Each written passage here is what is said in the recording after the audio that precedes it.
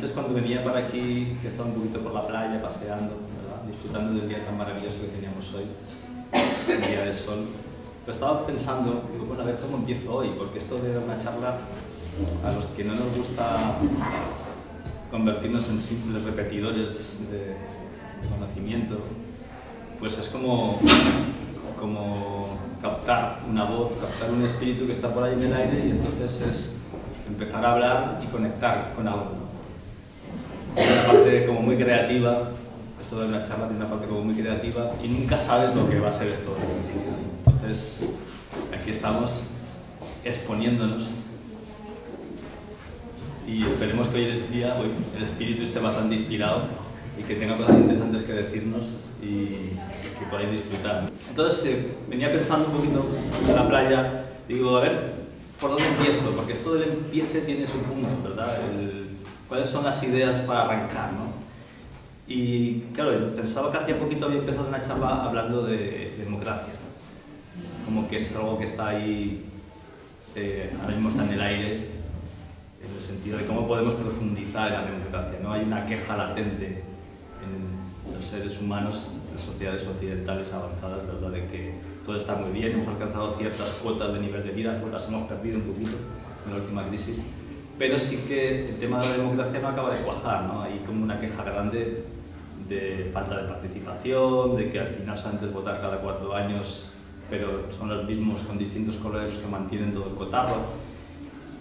Y no parece ser que ese sea el futuro. Realmente no sé hacia dónde nos va a llevar la sociedad, pero evidentemente algo tiene que cambiar, ¿no? en ese aspecto. Y yo venía por ahí pensando un poco, ¿no? La idea esta de qué significa profundizar en la democracia, qué hacemos nosotros, nosotras, para profundizar en la democracia, y veía que aquí tenemos como un gran fallo, que a veces es el motivo de que yo os cuente todo esto que os voy a contar. Y este gran fallo es que por una parte somos capaces de ver cuáles son los puntos flojos del sistema, es fácil, ¿verdad? Pues vemos que realmente no hay una participación real, no se tienen en cuenta todas las voces y menos las voces minoritarias, no se busca lo que sea mejor para todos, lo que se llamaría el bien común o el interés común, sino que se va mucho a los intereses personales o individuales. Y eso lo vemos y vivimos con ello, ¿no? Sin embargo, cuando queremos trasladar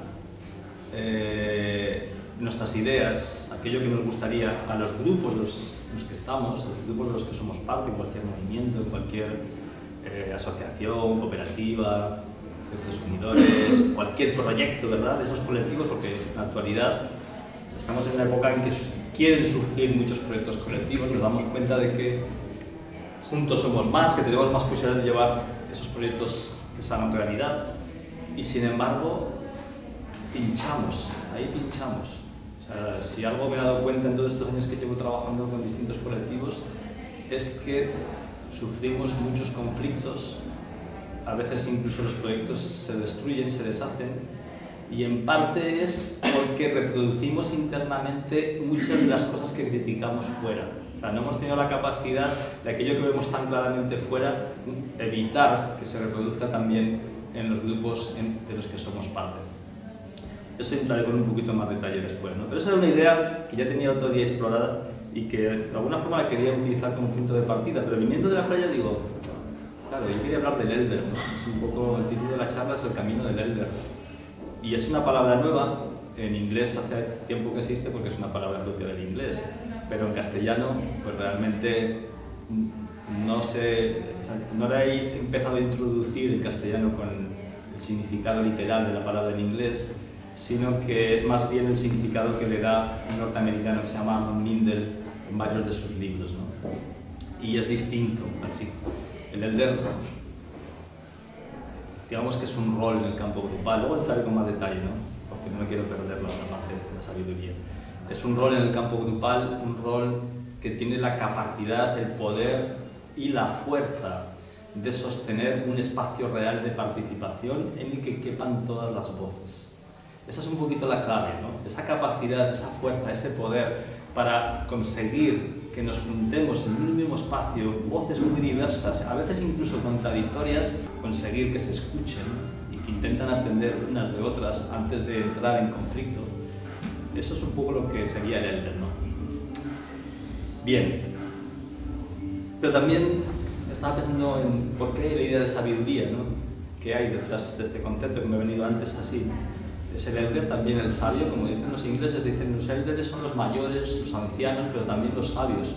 En las tradiciones norteamericanas nativas, de alguna manera los Elders eran siempre pues, las personas mayores que tienen una larga vida, con mucha experiencia, y que cuando hablaban para traer la voz de la tribu, la voz del espíritu, de alguna forma aportaban sabiduría, a diferencia de la gente joven que era como mucho más impulsiva, ¿verdad?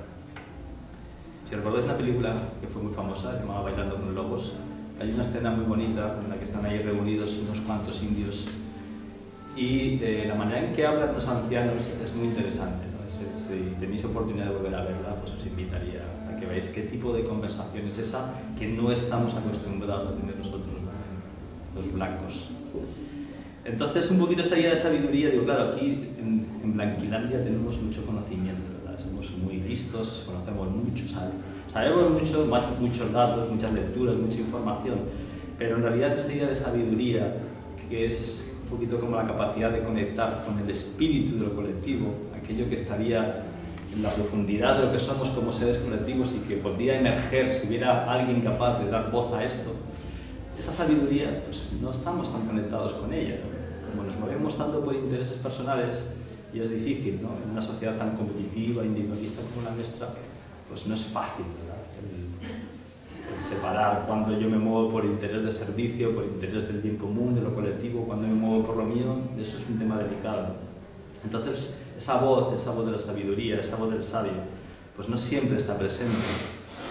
Y digo, claro, el Elder también es el sabio, ¿no? El Elder, por una parte, es esa voz, ese rol en el campo grupal que es capaz de generar un espacio para la participación real, y por otra parte es el sabio, y digo, ¿y esto cómo lo digo? Y entonces recordé que si hablamos de profundizar en la democracia, tenemos que intentar entender qué significa eso, ¿no? ¿Cómo puedo llevar yo a los grupos en los que estoy más democracia? Y creo que aquí hay tres ideas que son clave y que seguramente si aprendemos a manejarnos bien con esas ideas podemos conseguir que los grupos en los que estamos pues, realmente sean más democráticos. Una idea es muy sencilla y tiene que ver con la participación, es la que todos hemos oído y reivindicamos, ¿no? De alguna forma queremos participar en tomar o en la toma de decisiones que nos afectan, ¿no? No queremos que otros tomen las decisiones por nosotros, queremos de alguna forma que ser incluidos ahí. Y eso pues más o menos en todo este mundo alternativo pues está bastante bien aceptado, ¿no? El sentido de la participación, de que intentemos extender un poquito la democracia y ver formas de que todas las personas que participan en los proyectos pues puedan estar ahí para dar su opinión, para decir lo que piensan y que no marginemos a nadie por ello, ¿no? Eso no es un tema conflictivo, realmente nos faltaría a lo mejor atinar un poquito más qué significa esto de la participación cuando ya nos encontramos con números muy grandes, porque claro, es fácil decir vamos a participar todos cuando somos 8 o 10 en un proyecto, en un colectivo, pero si somos ya 20, 40, 50, 100, 200, ¿qué significa participar todos, no? Eso es un tema un poquito más delicado que a lo mejor a lo largo de la charla pues vamos por ahí o no, pero ¿qué consideran? Pero hay un segundo tema que ya no es tanto la participación, sino tiene más que ver con la inclusión de las voces minoritarias. Este es un tema un poquito más difícil, porque cuando yo hablo de la inclusión de las voces minoritarias, en realidad estoy diciendo las voces que no nos gustan. O sea, no hablo simplemente de minoritarias, pero digo, mira qué maja mi amiga minoritaria, ¿no? Porque en realidad forma parte de la liga gay o porque se viste no sé cómo, pero me cae muy bien. No, eso no me refiero a eso. Las voces minoritarias son las que cuando decimos, ¡oh, qué cabrón! ¡Esta puta!, ¿no? ¿Por qué está diciendo esto? Para joder. Y realmente lo que nos gustaría es expulsar esa voz del grupo, ¿no? Entonces ahí tenemos mucho trabajo todavía por hacer en el tema de la inclusión. No somos tan inclusivos como pensamos. En realidad la palabra diversidad nos llena mucho la boca, pero cuando llega la hora de la verdad, cuando tenemos que hacer ese esfuerzo de incluir voces que no nos gustan, os aseguro que hay un rol que tenemos muy estudiado los que nos dedicamos a estos temas, que es el rol del dictador interno, un pequeño dictadorcillo, ¿no? Alguien que sabe cuando estamos cabreados con alguien y que dice, oye, se acabó, ¿eh? Ya te puedes ir largando porque aquí se hacen las cosas así y punto, ¿no? Y ese dictadorcillo interno está más presente de lo que pensamos. En todos estos grupos en los que os movéis, nos movemos, yo me lo he encontrado continuamente. Tiene muchas formas de manifestarse porque la manera de mantener la exclusión o de conseguir la exclusión o la marginación de voces que no nos gustan es muy diversa, es muy variada, tenemos muchas capacidades en ello, pero ahí todavía, como decía, tenemos un gran trabajo que hacer. El tema de la inclusión de las voces minoritarias, bueno, digamos que estamos muy verdes. Estamos muy verdes. Y el tercer punto, así ya conectaba un poco con la idea de sabiduría, que tampoco es algo que funcione muy bien en nuestros grupos, es el cómo tomamos las decisiones y por qué parece ser que tantos de nuestros grupos hemos renunciado a tomar decisiones sabias. O sea, parece que no nos importe, en realidad. Estamos tan absorbidos ahora por la idea de que lo importante es llevarnos bien, que todo el mundo participe, que todo el mundo pueda hablar, que todo el mundo tenga ahí su cachito de espacio, que a la hora de la verdad tomamos decisiones muy malas, muy malas. Y eso es algo que también nos debería preocupar.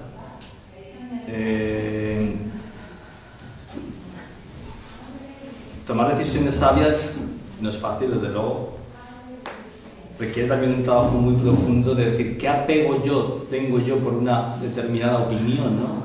¿Por qué estoy tan apegado por esa opinión? ¿Por qué me cuesta tanto soltar la idea, la creencia, el pensamiento que tengo en relación con eso y construir de lo que surge escuchando un montón de gente diciendo cosas diferentes, ¿no? Y en este aspecto de profundizar en la sabiduría, el permitir realmente que no sea la toma de decisiones se convierta en una discusión en que cada uno va a defender a saco lo que piensa, también estamos muy verdes en nuestros grupos.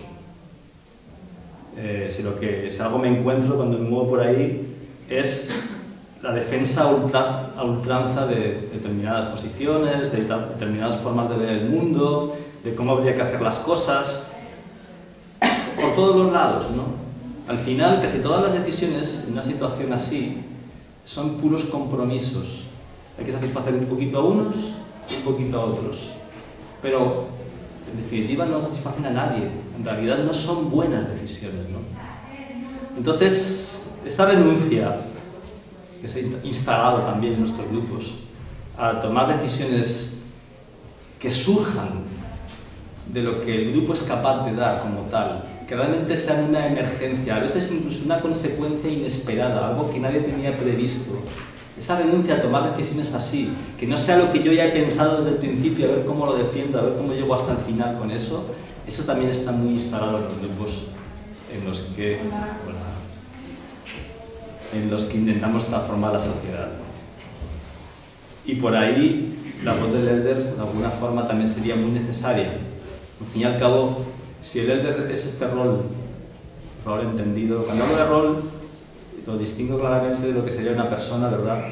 El rol es algo que puede jugar cualquier persona de un grupo puede traer esa voz, cualquier persona puede representar ese rol, ¿verdad?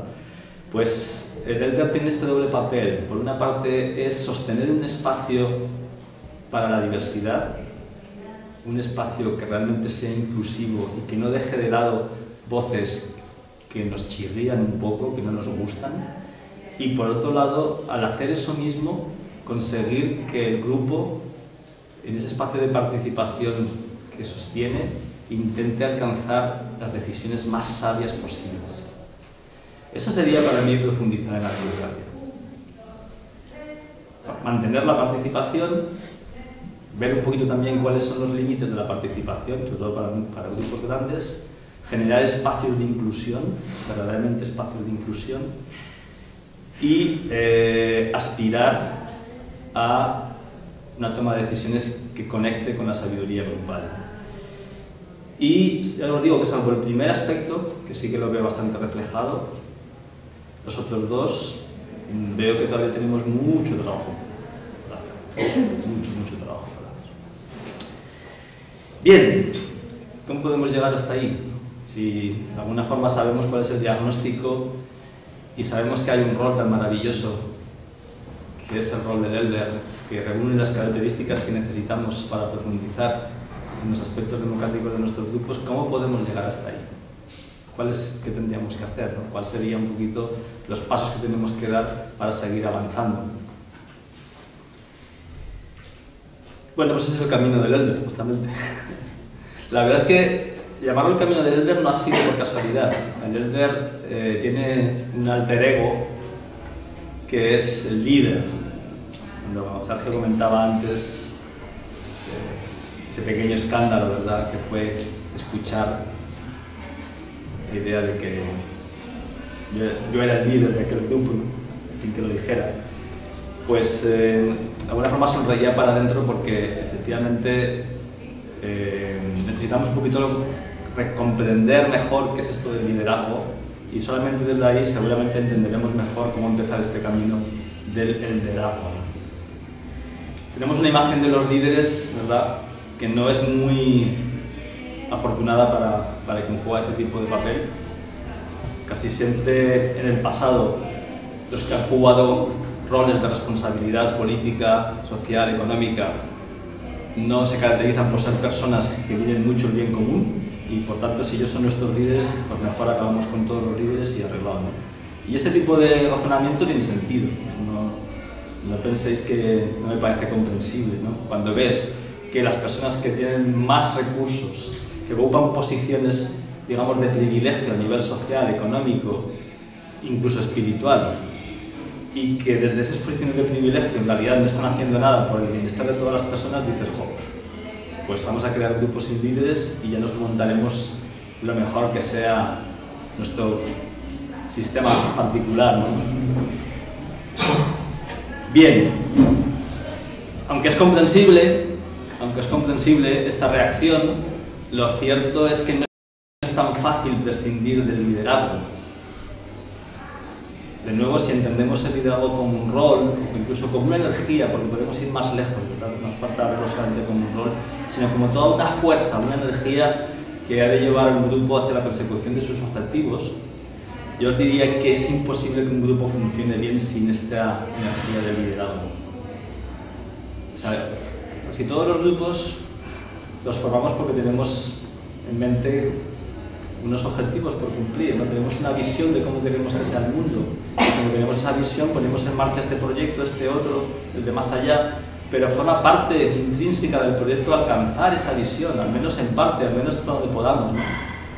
Nos tenemos que mover en la dirección de esa visión. Claro, ¿cómo se establece ese movimiento? Pues a ese simple movimiento, al hecho de que haya una fuerza que empuje al grupo a avanzar hacia sus objetivos o a realizar su visión, a eso lo podemos llamar liderazgo directamente. Entonces, si entendemos así el liderazgo, entenderéis también que es imposible que un proyecto funcione sin líderes como energía, ¿no?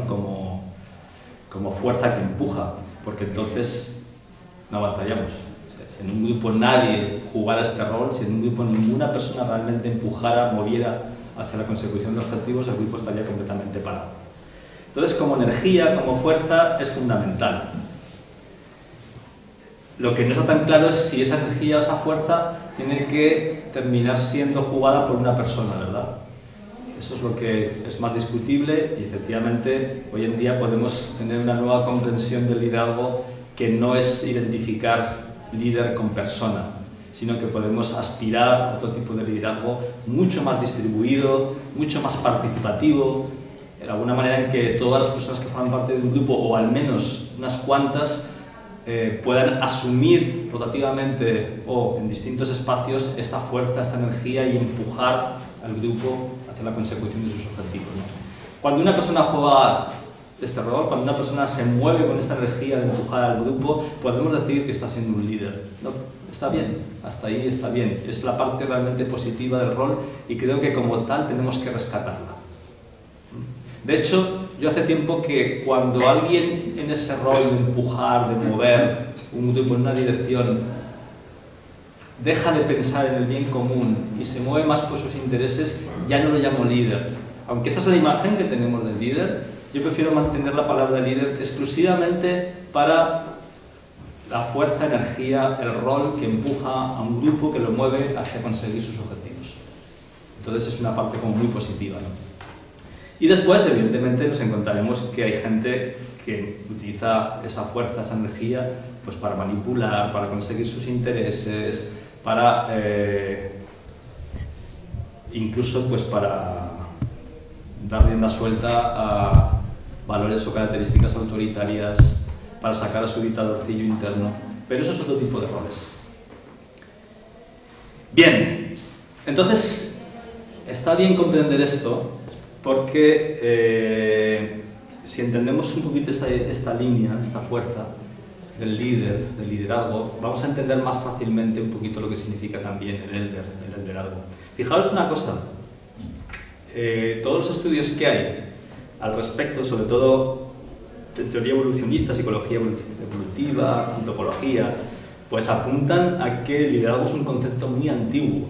Realmente se podía rastrear hacia atrás miles y miles y miles de años para atrás. Hasta el punto de llegar a pensar que en realidad fue una fuerza adaptativa, es decir, que los grupos, y pensamos en los grupos paleolíticos, en aquellas primeras tribus humanas que recorrían los caminos entre África, Europa, Asia, ¿verdad? Pues se ha llegado a pensar que en realidad como fuerza adaptativa los grupos en los que emergieron líderes tenían ventajas adaptativas, evolutivas, sobre los grupos en los que no había líderes. De manera que poco a poco esta característica del liderazgo empezó a formar parte del ADN del ser humano. Hablamos de un proceso de miles y miles y miles de años. Bueno, eso es una aseveración que está ahí, ¿no? No es que sea fácil de confirmar, pero al menos se piensa que pudo ser así, ¿no? Que como fuerza adaptativa en realidad fue entrando en nuestro ser hasta el punto de que prácticamente todos los grupos humanos en la actualidad cuentan un poco con esta energía, con esta fuerza, y es fácil que surjan líderes en casi todos ellos. Hay varios estudios interesantes en relación con el liderazgo.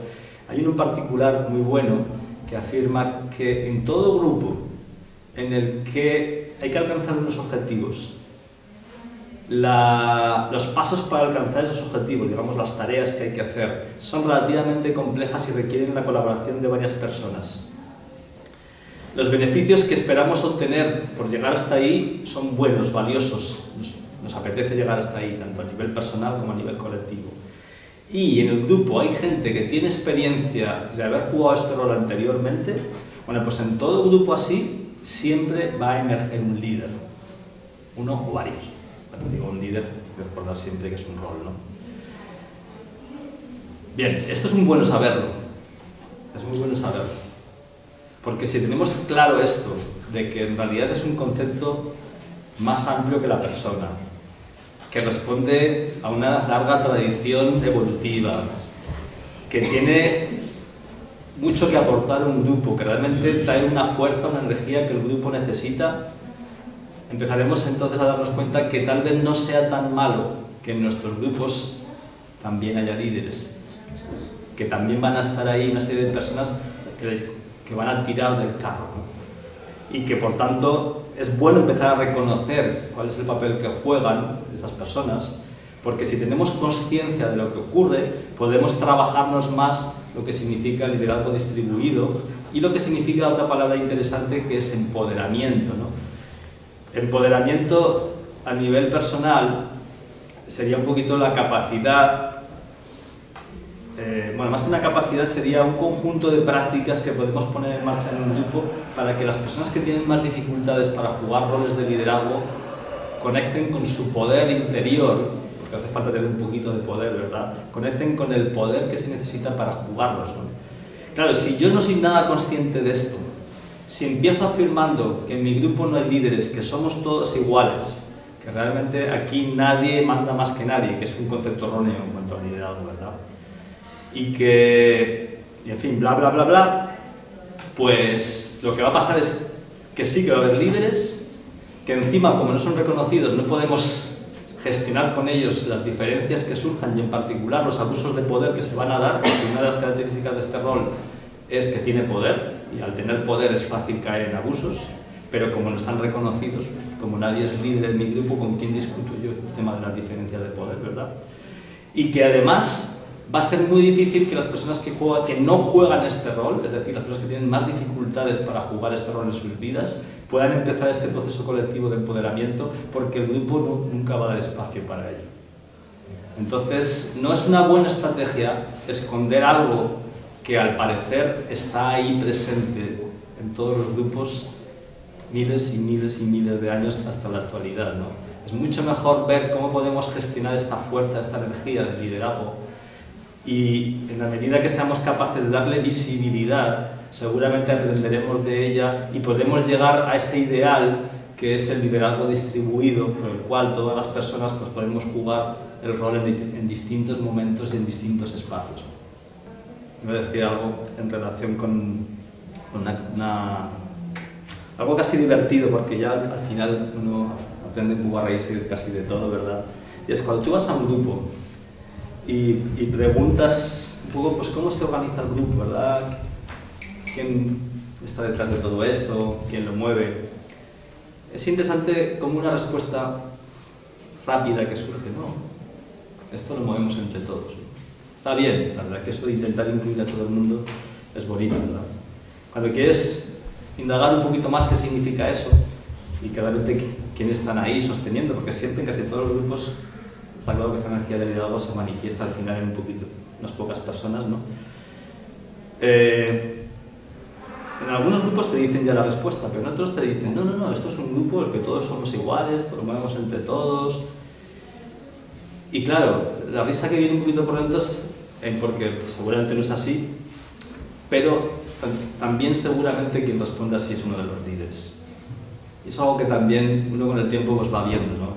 Realmente los líderes en casi todos los grupos son las personas que les cuesta menos decir que esto es un grupo de iguales, que aquí no hay líderes y que los movemos entre todos, ¿no? Porque los que no juegan ese rol seguramente ni siquiera van a estar allí para hablar conmigo, o sea, van a estar seguramente haciendo otro tipo de papeles normalmente más secundarios, ¿no? En las asambleas, que es un espacio en el que conocéis bastante bien, ¿verdad? En el que en teoría se intenta que participe todo el mundo y que, bueno, sean abiertas. Claro, llevo ya muchos años llevando asambleas, facilitando asambleas, ¿verdad? En las asambleas pasa algo parecido. Uno de los fenómenos más evidentes cuando no se tiene conciencia de cómo funciona este tipo de fuerzas, ¿verdad? Y de cómo funciona el liderazgo y todas esas cosas, es que no todas las voces están bien representadas en las asambleas. Hay gente que habla mucho, que realmente pues, es la que tiene más facilidad de palabra, la que está más detrás sosteniendo algo, movilizando, y luego te das cuenta enseguida que hay gente pues, que apenas habla, que le cuesta traer su voz, hacerla pública, hacerla visible, y que incluso en algunos casos, como os comentaba al principio, que incluso va a hablar y rápidamente todo el mundo se le tira encima y reprime esa voz. Recordad que la idea de marginación está más presente de lo que pensamos, ¿no? Sin embargo, cuando preguntas de nuevo en ese grupo, aquí ¿cómo funcionáis? ¿Verdad? No, pues aquí todos funcionamos por igual, este es un espacio completamente abierto, democrático, todo el mundo puede hablar cuando quiere. ¿Quién está respondiendo? Un líder, otra vez. Está respondiendo un líder. Porque efectivamente un líder puede hablar cuando quiere. Es de las pocas personas en un grupo que puede hablar cuando quiere. Entonces, claro, juzgar a todo el mundo por lo que yo soy capaz de hacer es uno de los primeros fallos que nos encontramos en casi todos los grupos. Si yo después fuera preguntando, que es lo que hago, claro, ir preguntando a otras personas del grupo, entonces ya no me dicen lo mismo, ya no me dicen que podemos hablar, que cada mundo puede hablar cuando quiere, me dicen, no, que va, Yo hace tiempo que intento traer este tema de debate, pero nunca lo consigo. Primera frase que me dicen muchas veces.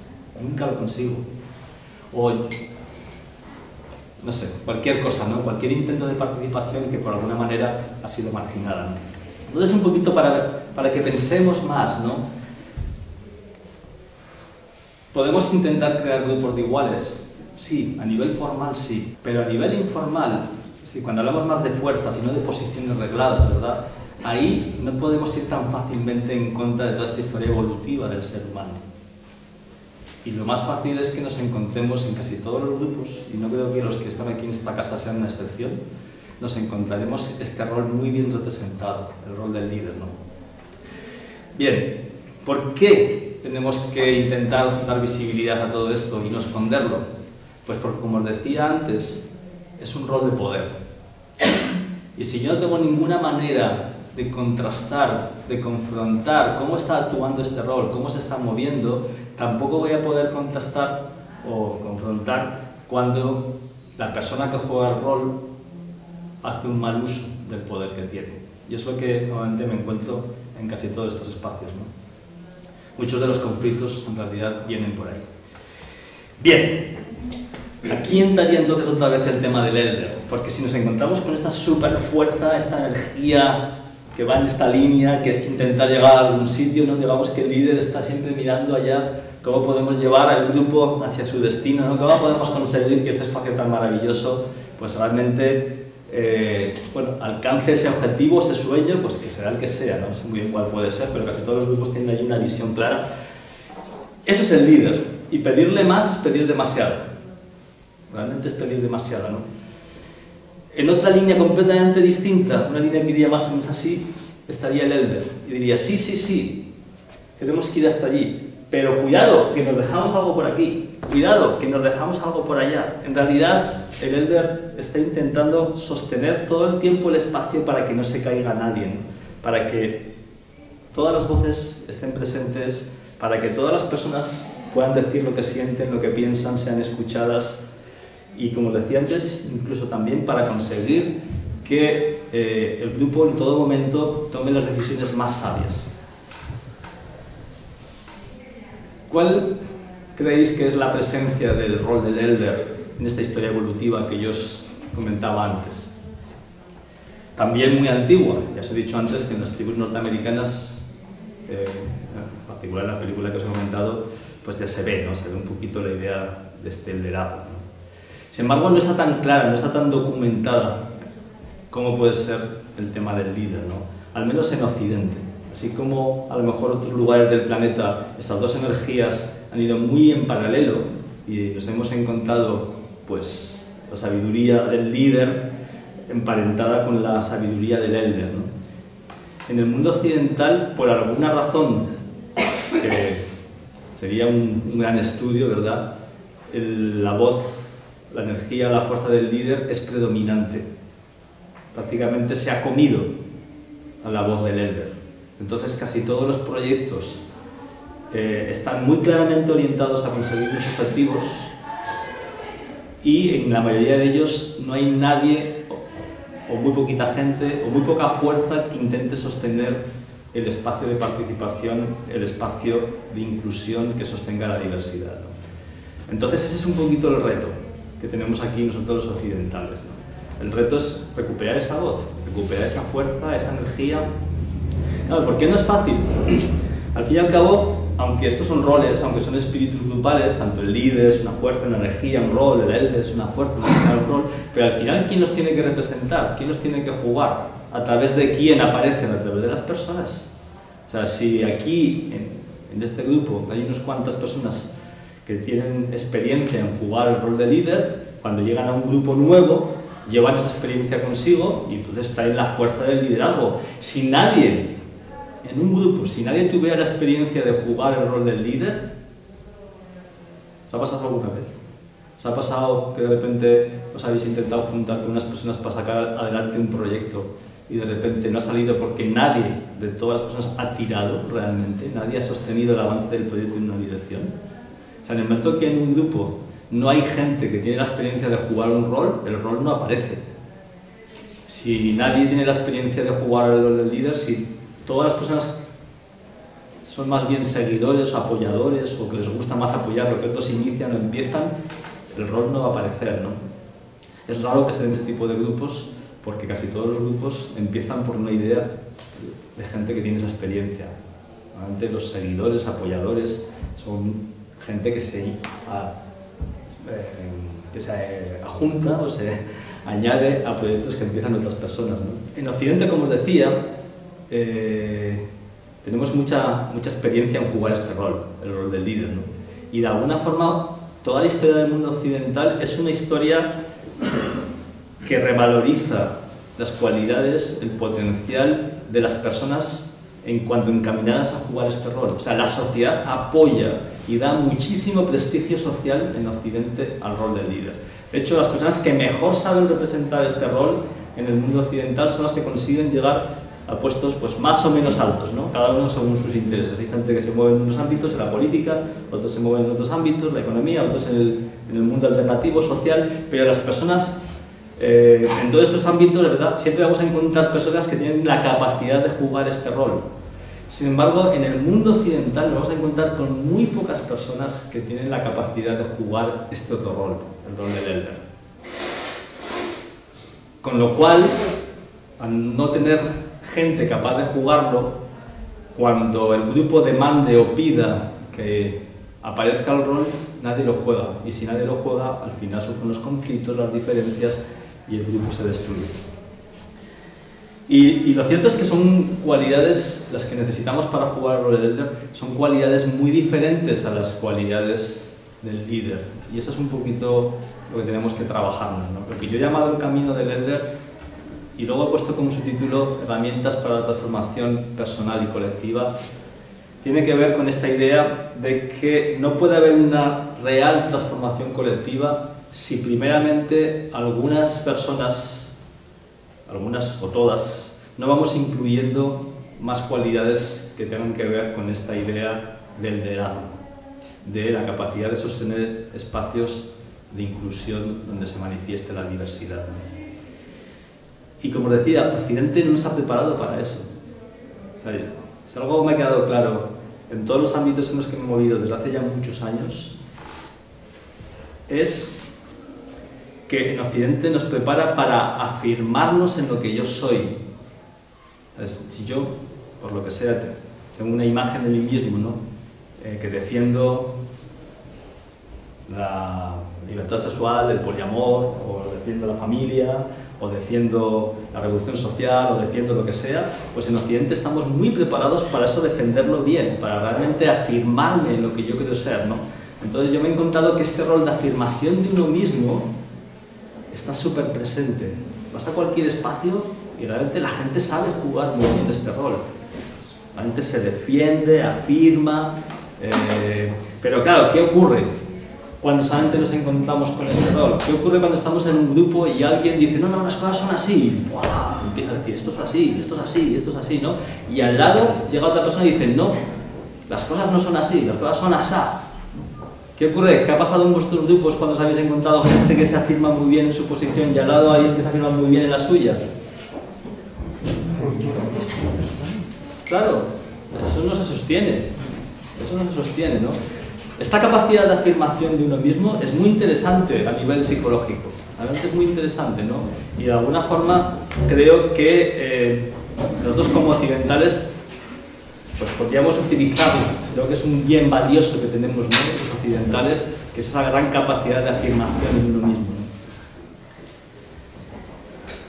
Sin embargo, no podemos crear proyectos colectivos, no podemos crear realmente comunidad si no empezamos a añadir otra cualidad muy diferente, que a lo mejor la podemos encontrar más en las filosofías orientales que en el mundo occidental, ¿no? Y esa cualidad, que yo le llamo liderazgo, es la cualidad de sentirse bien sin necesidad de afirmar absolutamente nada, ¿no? De sentirse bien, de estar a gusto en un lugar, en ese aquí y ahora que tanto hemos escuchado en tantos otros sitios, ¿verdad? Sin necesidad de que mi identidad se vea apoyada o cuestionada por lo que otros dicen o dejan de decir. Y esa cualidad en Occidente no está tan bien representada. O sea, en el momento que alguien cuestiona mi identidad, yo como persona empiezo a sufrir, como persona empiezo realmente a... bueno, pues me tocan lo que llaman mis límites, y automáticamente mi capacidad de respuesta deja mucho que desear, ¿no? Entonces, ¿cómo mantener esa serenidad? ¿Cómo mantener esa paz interior, esa calma, ¿no? Cuando estoy en espacios en los que realmente las posiciones son muy diversas y algunas de ellas chocan frontalmente con lo que yo pienso o creo, eso es algo que tenemos que empezarnos a trabajar un poquito.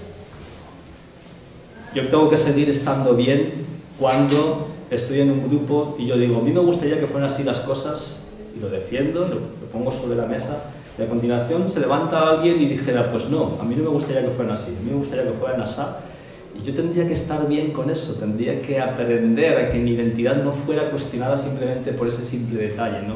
A entender que lo que yo sea va mucho más allá de cualquier creencia, idea, opinión, pensamiento con los que me identifico. Entonces, este camino de Elder es también un proceso muy personal, porque en el fondo es un proceso de desidentificación, o al menos de no identificar lo que yo soy, lo que puedo ser como persona, de lo que la cultura en la que estoy inmerso me está intentando hacer creer. Eso, como os decía, no está tan claro aquí en Occidente. Por eso la labor de Elder no surge de manera natural en los grupos. O sea, en los líderes sí, en cualquier grupo a los que voy siempre me encuentro este rol, pero Elderes no. En algunos casos sí, claro, siempre hay gente, ¿no? En todas partes hay gente que sí que ha sabido llegar a este punto, ¿verdad? De tener esa capacidad de sostener, de ecuanimidad, de empatía, de aceptación, de respeto. En el momento que nos encontramos con gente así, evidentemente es un gran bien para el grupo. Pero es minoría, realmente es muy poquita gente. Esta es un poco la propuesta, ¿no? Podemos empezar a desarrollar o a generar espacios para la participación, la inclusión y la sabiduría en la medida que seamos capaces de traer esta voz, la voz del Elder, a nuestros grupos. Y para eso hace falta acompañarlo de un trabajo personal muy grande en el que yo como persona me voy quitando poco a poco capas por las que creo que mi identidad está en juego en función de pensamientos, creencias, ideas que en el fondo no son más que simples cuestiones culturales. Claro, aquí habría un tema muy interesante que no quiero entrar mucho, pero sería, claro, si yo me voy quitando capas, si dejo de identificarme con esto, con lo otro y con lo demás allá, dice, entonces en última instancia, ¿qué soy, no? ¿Qué es la persona? Si, claro, a mí me dices, ¿pero tú en qué crees, Ulises? Digo, pues yo creo en la justicia social, creo en la igualdad, creo en un mundo en el que las personas podamos vivir de manera mucho más felices, con todo mejor repartido. Y claro, ¿cómo te puedes desidentificar de eso? Me preguntan. Digo, ojo, pues claro, me costaría realmente. Si yo ahora estuviera en un grupo y me encontraba con alguien que dijera, vaya tontería que estás diciendo, Ulises, esto de la igualdad es un camelo, la justicia es una mentira. En realidad el mundo es como es y punto, y aquí hay desigualdad, hay injusticia, lo que tienes que hacer es aceptarlo, ¿no? Claro, si yo me encuentro con una voz así en un grupo, ¿cuál sería mi primera reacción? Pues defenderme, ¿no? Diría, hombre, ¿no? Por supuesto que tengo que seguir creyendo en lo que yo pienso, ¿no? Entonces, cuando yo hablo de desidentificarse, cuando digo, no, vamos a intentar quitarnos capas, no identificarnos con ciertas ideas, pensamientos, creencias, me estoy refiriendo a cosas muy profundas, ¿eh? No me estoy refiriendo a quitarse la última capa de cebolla que significa si yo estoy a favor del Barça o del Real Madrid, que es al fin y al cabo me la quito enseguida, o si me gusta el fútbol o no, que también me la quito enseguida, ¿no? Al fin y al cabo me importa un pimiento, ¿no? Me importa que alguien defienda una cosa así o defienda la contraria. Pero cuando estoy ya en capas tan profundas, en capas con las que realmente, digamos que me va casi la vida en ello, el tener que escuchar voces tan diferentes y decir, si quiero crear comunidad, si quiero crear espacios de verdadera inclusión, tengo que ser también capaz de escuchar con respeto y empatía esas voces. Eso ya es bastante más difícil. Eso ya es un reto que tenemos muy grande. Y ahí sí que nos está cuestionando a un nivel muy, muy profundo. Nos cuestiona a un nivel muy, muy profundo en cuanto en qué sostener entonces lo que yo soy como persona, ¿no? ¿En qué lo sostengo, no? Si no me puedo identificar con ese tipo de ideas, o al menos no hasta el punto de pensar que yo soy todo eso, porque entonces no podría escuchar o no podría empatizar con gente que piensa lo contrario, ¿en qué tengo que basar mi ser? ¿En qué tengo que basar? ¿Cuál es vuestra respuesta a esta pregunta? Quitaros cualquier idea de encima, cualquier creencia que tengáis. Entonces, ¿qué sois? ¿Animales? Lo que hemos vivido. Yo soy. Somos emociones, sobre todo muchas emociones y muchos registros que tenemos, muchos traumas, ¿no? y eso sale siempre. Eso es lo que más presente está en nosotros, yo creo. Los miedos, todo eso. Yo creo que hay un potencial, ¿no? Simplemente un potencial. No tengo una respuesta. Divina o algo. Cuando ya quitamos todas las tonterías, que si la moda, que si eres mujer o hombre, o si todas esas cosas que nos traen el mundo, pues nos queda la chispa divina. Bueno, supongo que cada una de vosotras pues, tendrá una respuesta para esta pregunta, ¿no? Pero aún así, siempre hay un riesgo detrás, ¿no? Que cuando respondáis esto, habrá gente que diga lo contrario. Y entonces, si queremos sostener igualmente el espacio, tenemos que decir, pues ni siquiera esto es la respuesta, ni siquiera esto que estoy diciendo ahora, ¿no? Y ahí estamos, ¿eh? Realmente solamente podemos crear comunidad si somos capaces de llegar hasta ahí.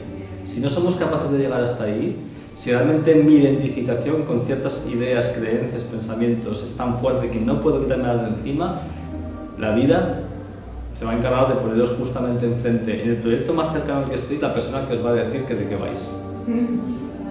Y claro, como eso va a ocurrir, y de hecho seguro que ya ha ocurrido en casi todos los grupos en los que habéis estado, pues nuestro aprendizaje es traer la energía del Elder. Y la energía del Elder es la única que puede sostener todo eso. ¿En qué se basaría en última instancia?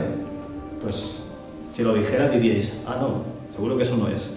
Con lo cual, en realidad es algo mucho más profundo, ¿no? Yo a veces lo he llamado amor, a veces lo llamo compasión, a veces lo llamo un sentimiento de ecuanimidad o de aceptación de todo lo que es, ¿no? Pero lo pongo con mucha prudencia, porque si me decís, Ulises, eso no es, os diré, pues igual tenéis razón, igual eso no es. Entonces, pero que va por ahí. Al contestar así, ahí te estás demostrando tú que eres un Elder. ¿Y cuál es tu base de apoyo entonces? Esto es una pregunta interesante porque en realidad el hecho de que yo me pueda desidentificar de muchas cosas y de alguna forma al hacerlo pues pueda escuchar empáticamente a otras personas no quiere decir que yo deje de tener mis preferencias. Yo necesito mis preferencias para ir por el mundo, ¿no? De alguna forma yo tengo que seguir trayendo mi voz. O sea, yo no renuncio a traer una voz, ¿no? Y si me dicen, ¿cuál es tu voz? Pues ya os he dicho, mi voz es la justicia social, la igualdad, la mejor distribución de los recursos.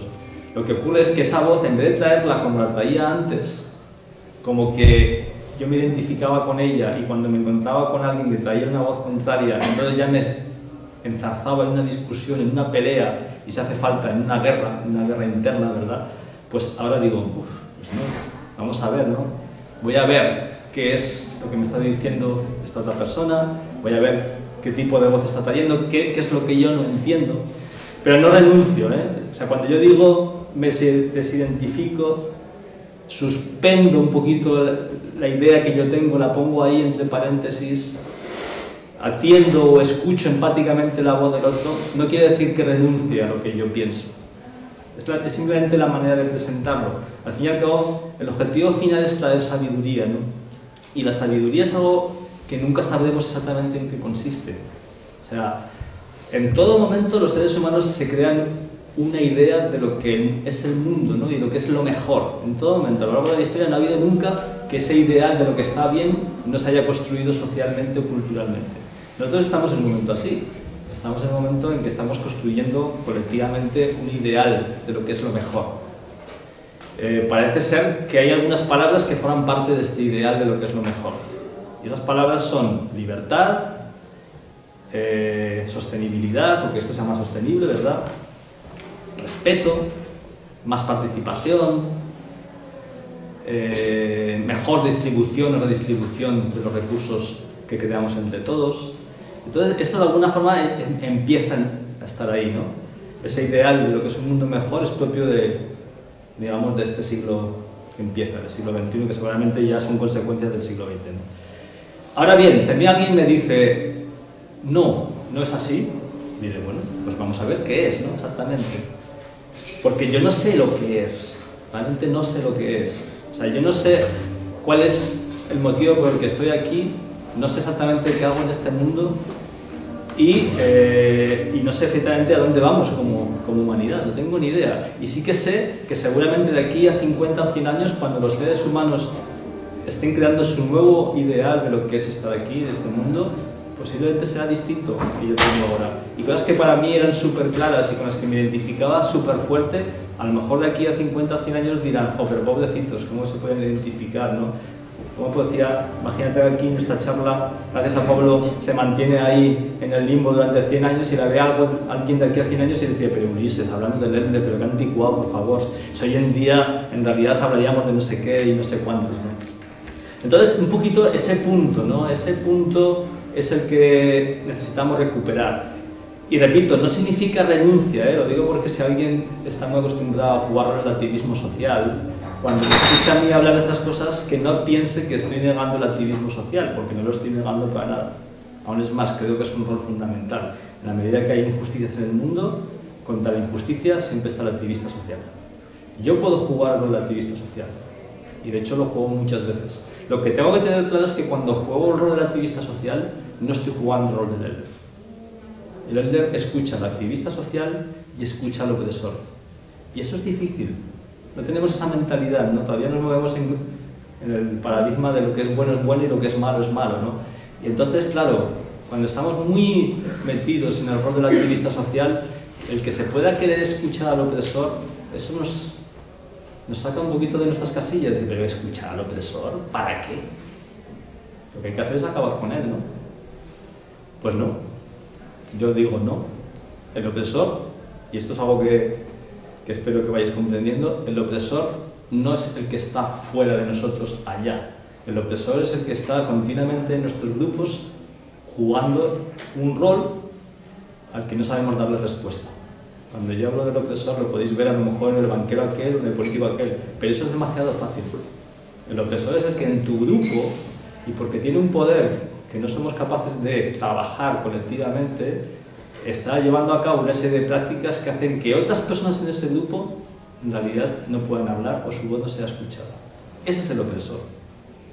Entonces no hay que acabar con el opresor, porque el opresor está en tu grupo, Lo que hay que hacer es ver qué quiere decir que los grupos creemos ese rol. ¿Por qué todavía en nuestros grupos ese rol es tan importante? ¿Por qué aparece todavía, ¿no? ¿Por qué hay abusos? ¿Por qué hay opresión? ¿Por qué hay dictadores en nuestros grupos, en los nuestros, no en los de más allá?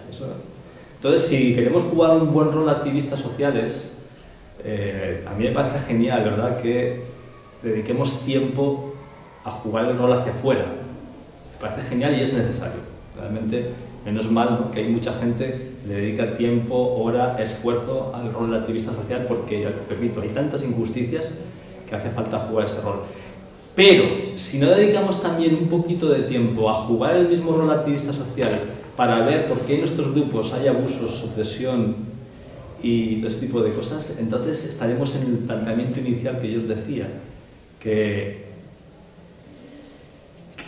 no seremos capaces de profundizar en la democracia, no seremos capaces de traer la democracia a nuestros grupos, estaremos repitiendo esquemas del sistema que estamos criticando. En un grupo, todas las personas tienen que sentir que aportan algo al grupo. Esa sensación de pertenencia, de que yo soy parte del grupo, de que realmente estoy aportando algo, significa que estoy jugando un rol dentro del grupo.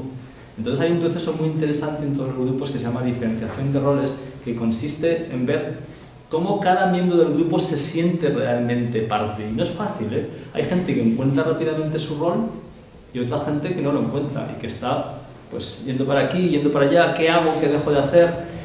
A nivel psicológico, la poca claridad que yo pueda tener en cuanto al rol que juego dentro de un grupo me va a generar mucho malestar interno.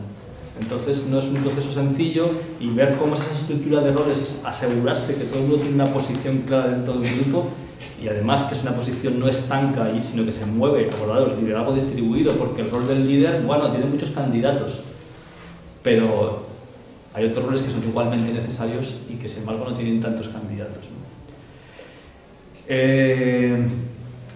El proceso de gestión de las diferencias de poder también es un proceso muy interesante en un grupo. ¿Cómo gestiona un grupo el poder?